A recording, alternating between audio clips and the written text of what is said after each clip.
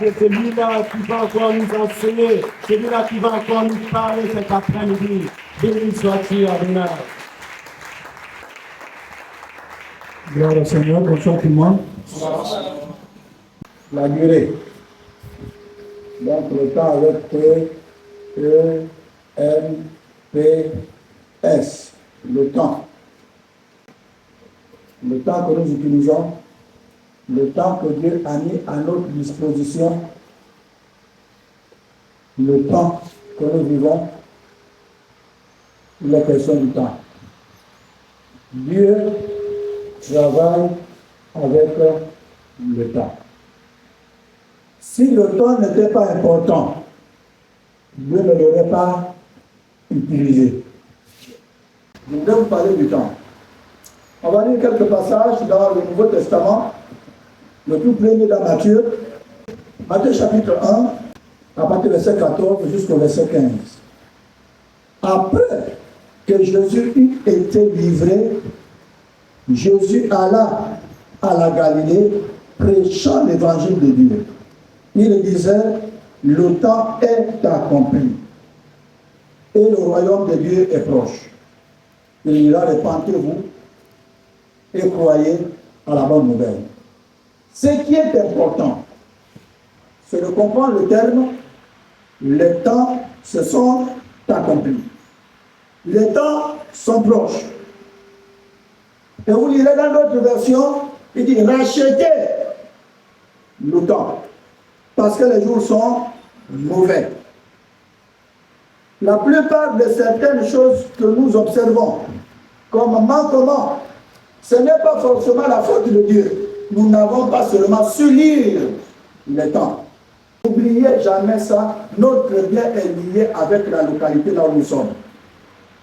Je le répète, notre bien-être est lié avec l'endroit là où vous êtes. Si l'endroit est en guerre, vous serez en danger.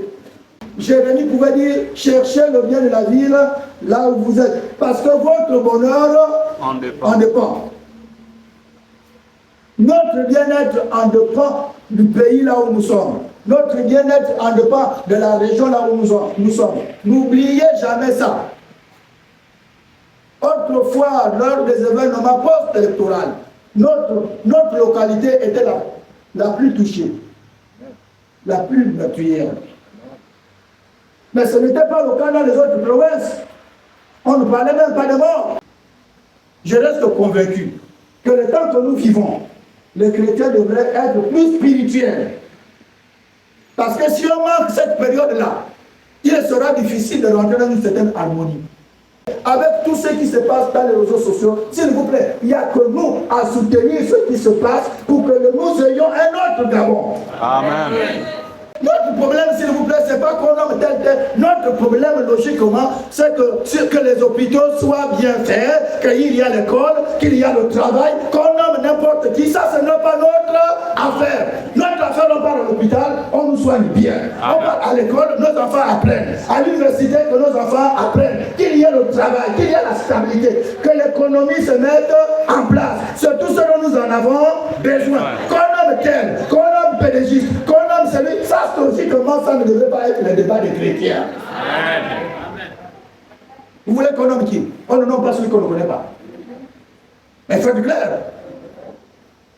On ne nomme que celui qu'on connaît. Et qui est prêt à nous rendre compte. Donc même si vous avez des compétences, si je ne vous connais pas, je ne vais pas vous nommer. C'est une nomination, ça engage ma personne, et ce que tu feras, ça engage aussi ma personne. Amen. Par conséquent, je ne peux nommer que celui qui est en mesure de me rendre compte. Tout ce que vous dites, tel, vous êtes sûr que ces personnes-là seront soumises à rendre compte? Non. On ne peut pas donner un dirigeant et diriger comme vous voulez.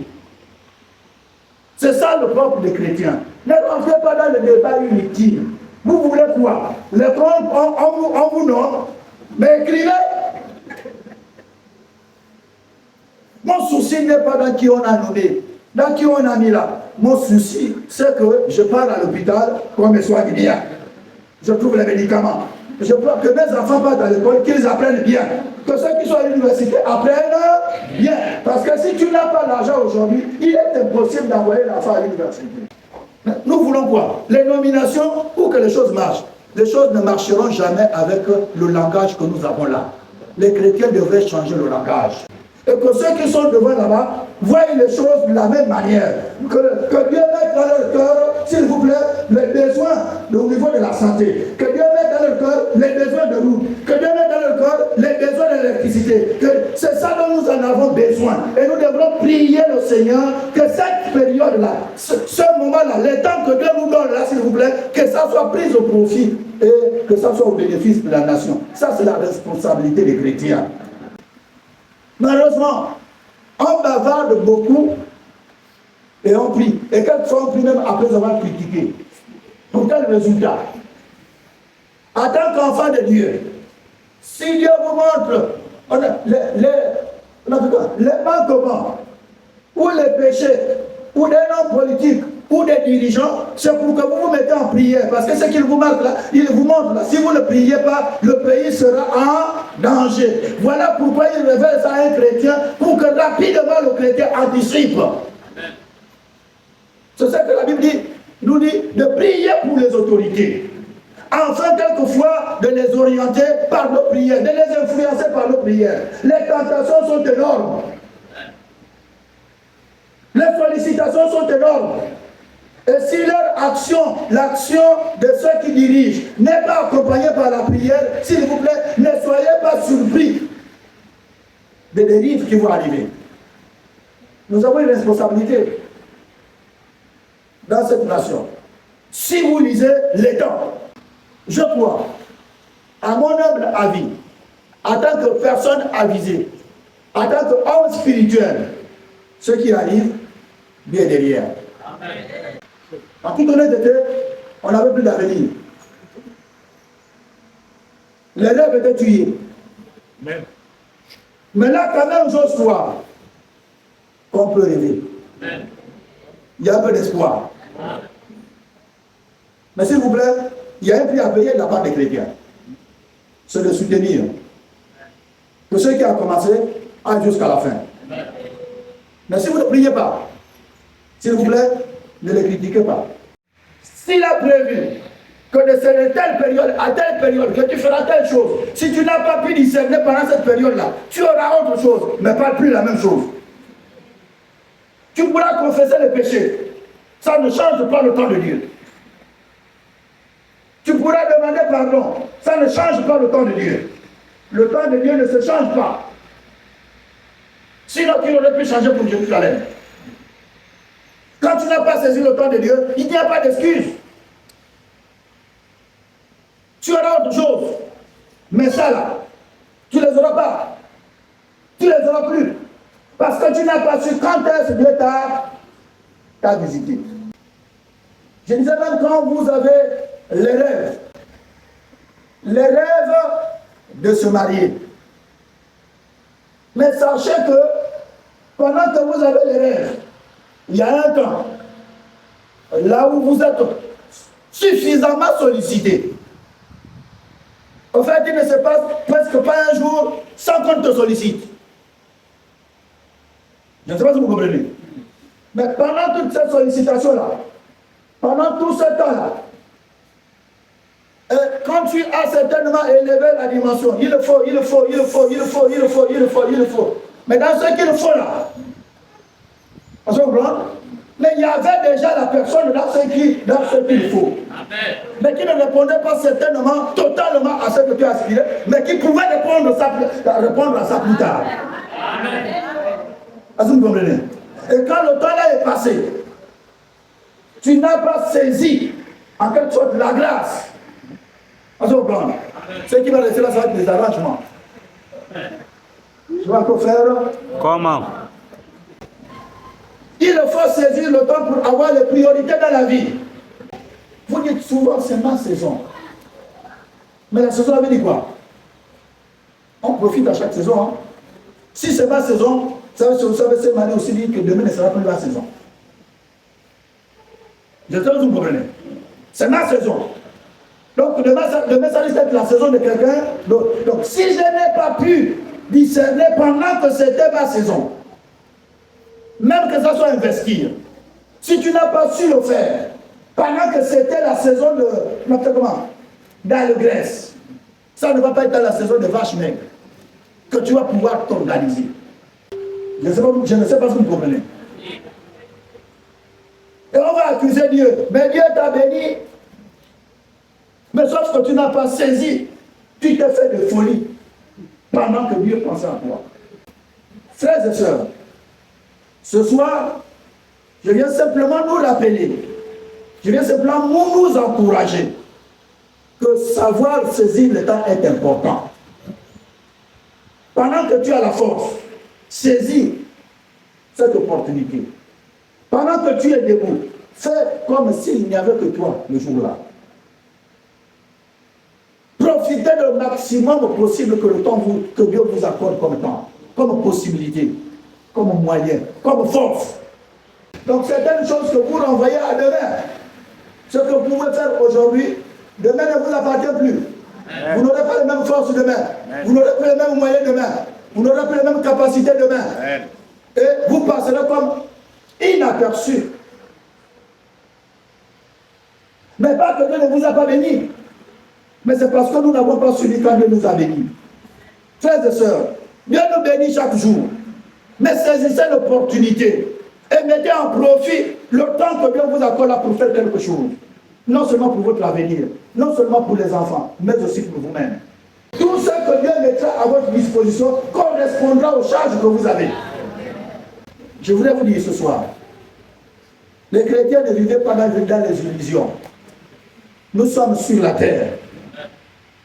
Sachez vraiment lire les temps.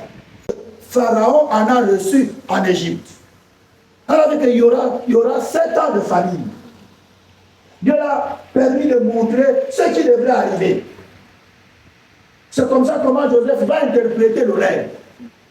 Mais c'est dommage, c'est difficile que le chrétien, tu payes le bon le même jour, tu rentres dans le bon le même jour. Vous savez l'illustration. Celui qui donne la main à haut, non? Ça veut dire quoi? Supérieur à celui qui... C'est à quoi de ça que la Bible déclare qu'il y a plus de bonheur à donner qu'à recevoir. Parce que celui qui reçoit est inférieur à celui qui donne. Sachant racheter le temps. Si nous échouons, si nous n'avons pas certainement certaines choses, frères et sœurs, ce n'est pas forcément parce que Dieu n'a pas pensé à nous, mais c'est au moment que Dieu a pensé à nous, on n'a pas été attentif. On est dans les critiques, on est dans les moqueries, on est dans les illusions. La vie chrétienne, c'est pas ça, frères et sœurs. La vie chrétienne aussi, c'est savoir analyser le temps. C'est à cause de ça que la Bible déclare racheter le temps. Les jours sont mauvais. Rachetez le temps. Parce que nous voyons les jours sont mauvais, on ne voit que la mort. Quand on rachète le temps, on ne sait pas quand est-ce qu'on va mourir. Non, ne rêvez pas seulement à la mort, mais rêvez aussi à notre propre vie. Dieu, c'est la saison. Si vous n'avez rien fait à la saison sèche, ne vous attendez à rien à la saison de pluie. Chacun a sa saison avec le Seigneur. Mais si nous avons mal géré nos temps, soyons sûrs, nous laisserons le tableau. Ou un exemple à suivre, ou un exemple à ne pas suivre. Votre nom n'a pas de problème. Le problème, c'est le cœur. Est-ce que vous comprenez? Donc ne diabolisez pas vos noms. C'est votre identité. Nous voulons, il faut qu'on change. Ce n'est pas en changeant que ça va changer le cœur. Tu ne peux pas même Jésus. Vous comprenez? Ça ne changera pas ton cœur parce que tu portes le nom de... Le problème n'est pas avec le nom.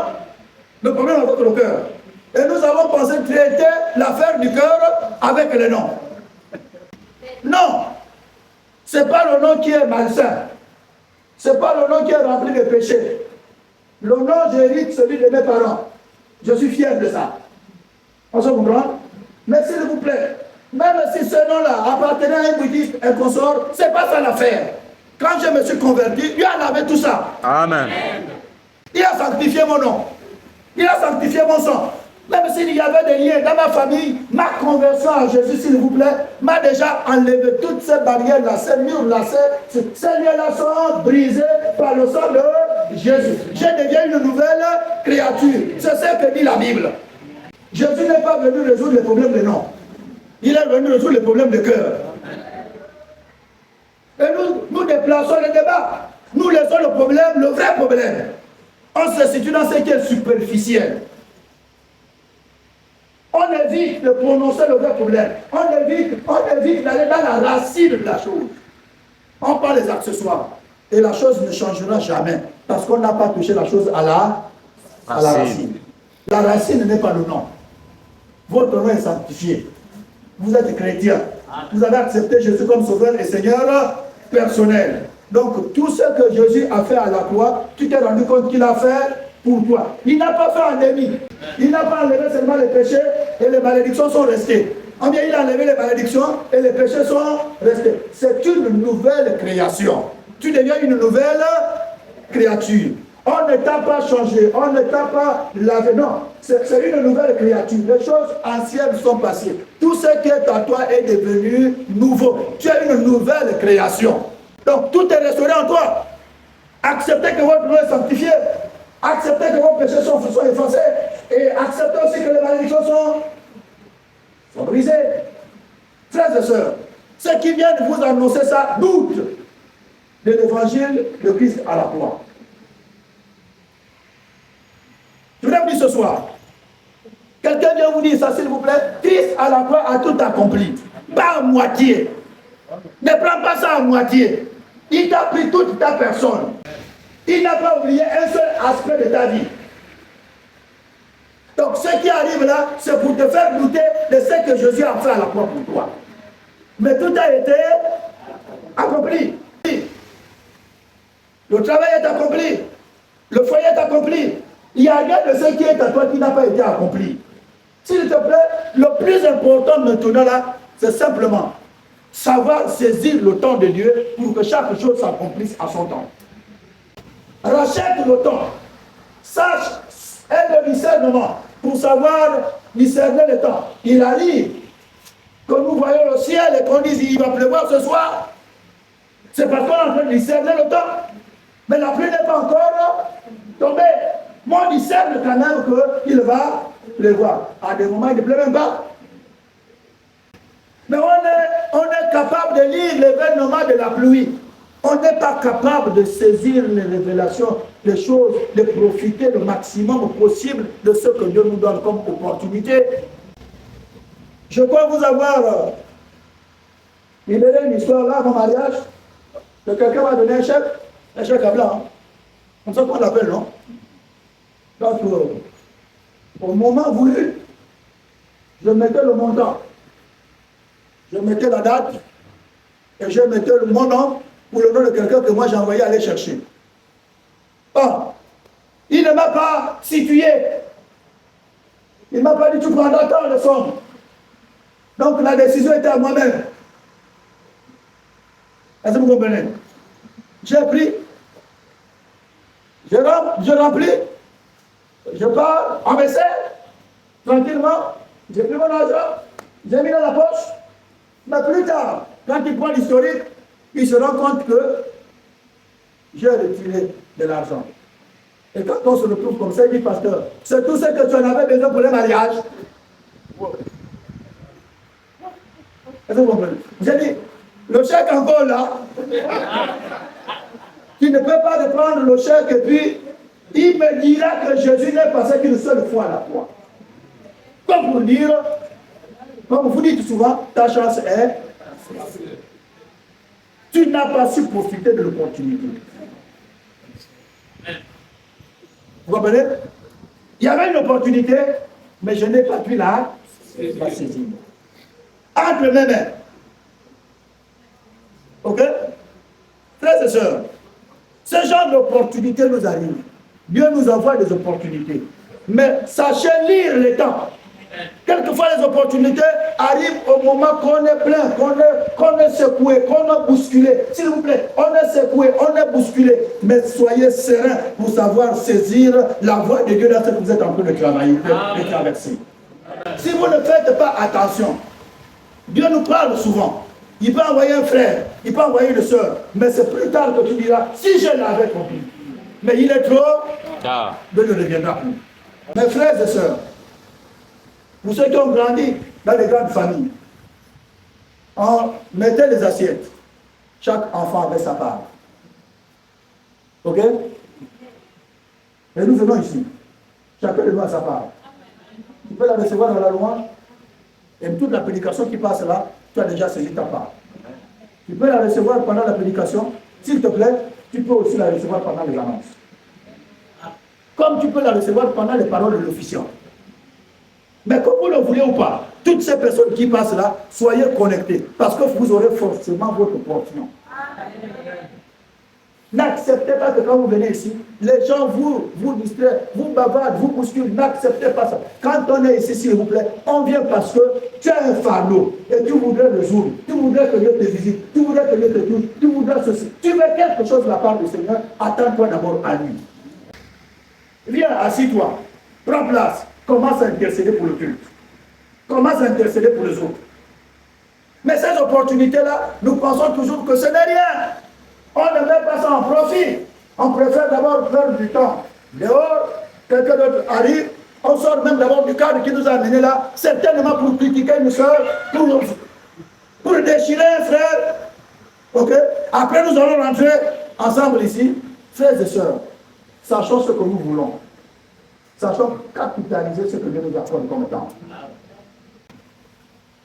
Dans certaines traditions, quand on sait qu'à telle heure, on a tel événement, quand chacun arrive, il prend sa place. Mais il ne s'assoit pas ailleurs d'abord pour qu'on l'appelle. Vous comprenez? Mais eux, c'est le diable.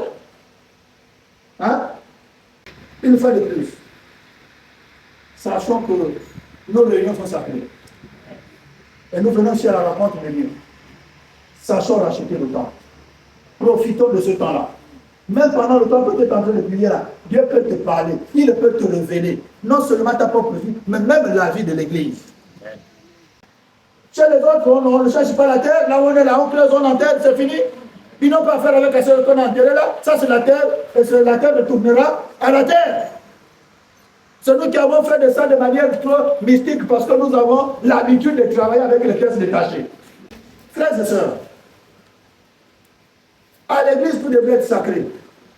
Ça dépend de la vision de Dieu que tu as. Ça dépend de la manière que tu vois Dieu. Ça dépend de la manière que tu conçois. C'est sur cette base que personnellement, je suis de ceux-là qui pensent, qui croient que pour adorer Dieu, il faut avoir certaines conditions quand même un peu plus ou moins acceptables. Je suis de ceux-là qui pensent que pour adorer Dieu, vraiment se lancer, se livrer à Dieu, je vous l'avais dit, pendant qu'il fait chaud là, vous rentrez là en adoration, avec la chaleur, vous êtes obligé d'abord d'arrêter pour fouiller, afin de chercher une feuille. Bref, est-ce que c'est pas, vous n'êtes pas déconcentré là? Et vous êtes en train de prier, Seigneur, je veux. Il sera difficile. Il y a ce qu'on appelle l'intercession, qu'on peut intercéder en train de travailler, en train de faire certaines choses. Mais à ce qui concerne l'adoration, on ne fait absolument, on est seul avec Dieu. Mais quand même, plus ou moins dans des conditions acceptables. Essayez d'être dans un endroit là où vous aurez mal au dos. Vous allez couper l'adoration. Il faut un minimum. Il faut un minimum. Je suis le seul là. Aujourd'hui, il faut adapter nos temples à la réalité actuelle. C'est ça notre objectif, chers responsables, les membres du conseil. On devient là comme un gouvernement. Notre objectif, c'est de chercher ce qui plaît à nos membres. Ce qui va favoriser l'action de Dieu. Ce qui va favoriser le toucher de Dieu dans la vie de nos membres. Et quand vous êtes mal à l'aise, vous êtes plus connecté. Amen. On est connecté quand on est à l'aise. Yes. Mais imaginez toute une vie comme ça, venez ici, déconnecté. Ça sous-entend que nous perdons du temps. Amen. Et je ne suis pas de ceux-là qui va encourager que nous venions ici pour perdre du temps. On a beaucoup à faire dans nos maisons. Yes. Hier, on n'a pas pu saisir le temps. J'ai les archives ici. Je lis un peu le temps passé. Nous partons jusqu'à... J'ai lu les archives là. À un moment, on est parti jusqu'à 18 millions par mois. De 10 000 francs. On se comprend? Mais ce qui est sûr, on n'a pas saisi le temps. C'est parce qu'il n'a aperçu. Alors s'il fallait faire les affaires, c'est dans cette période-là. Et en ce moment-là, nous faisons 1,5 million, 2,5 millions. Même pas la moitié de ce qui s'est passé hier. Je ne sais pas si vous comprenez. Ça s'entend que, qu'on le veuille ou pas, à un moment, on n'a pas aussi su. Quand Dieu nous a bénis. À cette période-là, on pouvait faire des affaires. On pouvait transformer. Malise ne sera pas ce qu'il est aujourd'hui. C'est question de temps. Et le temps, c'est question de spiritualité des uns et des autres. Quand des responsables aussi, nous qui sommes là, pasteurs et ces membres du conseil, quand nous ne savons pas lire le temps, nous retardons l'église. Amen. Parce que même s'ils ont la volonté, tant que nous qui sommes là, on ne sait pas lire le temps, ils n'iront nulle part. Amen. Nous confondons. Ne critiquons pas les hommes politiques qui sont passés hier, parce que nous faisons intégralement comme ils le faisaient. Notre objectif, ce n'est pas ce que nous voulons. Notre objectif, c'est ce que le peuple veut. Les rendre à l'aise. Favoriser vraiment l'action du Saint-Esprit dans l'Église. Yes, oh. Donc quand j'interviens, je ne devrais pas intervenir sur la base de ce que moi je veux. Je vais intervenir sur la base de ce que le peuple veut, parce que je me mets à leur place. Amen. Mais généralement, les raisonnements, c'est ce que je veux. Mais entre temps, ce que tu veux, ce n'est pas forcément ce que veut Dieu et ce que veut le peuple. Je ne suis pas venu accomplir, vous apporter une vision de ce que je veux. Je suis venu voir et accomplir ce qui pourra vous rendre à l'aise. Amen. Et c'est ça le responsable. Mais notre église est restée déchirée avec des visions non accomplies. C'est parce que là, à l'intérieur, surtout dans la classe des responsables, il y a trop de raisonnements. Ceux qui voient et ceux qui ne voient pas. Et les projets meurent comme ça. Entre-temps, c'est l'église qui souffre. Amen. Je dis les choses doivent changer. Amen. Même à là-bas, au Mont national, ça change. Il faut aussi qu'à l'église, ça change. Comme pour dire que, s'il vous plaît, que ça doit ancrer en vous, il faut que ça change. Mais le changement, je me répète, ça passe par les responsables. Amen. Ça passe par le pasteur et ça passe par les membres du conseil. Je voudrais m'arrêter par là, tout en vous disant, rachetons le temps. Les jours sont difficiles. C'est ta saison. Mais ta saison veut aussi dire, il faut savoir la saisir. Sinon ta saison passera inaperçue. En définitive, tu n'auras plus de saison. Parce que là où tu réclames, c'est passé sans que tu le saches. Et tu vas toujours réclamer sans que tu ne saisisses exactement ta saison. Quand je vous dis c'est ma saison là, je profite de toutes les opportunités. Il y a des opportunités que je n'aurai pas. J'étais à Bongo, j'avais des opportunités avec les Américains. Mais s'il vous plaît, ces opportunités là sont fermées parce que ce n'est plus ma saison là-bas. Amen. C'est ça que vous comprenez. Donc pour le moment, pendant que je suis là, c'est ma saison. Il y a une opportunité qui va s'ouvrir. S'il vous plaît, Jésus n'est pas passé 2 fois à la croix. Que Dieu vous bénisse. Amen.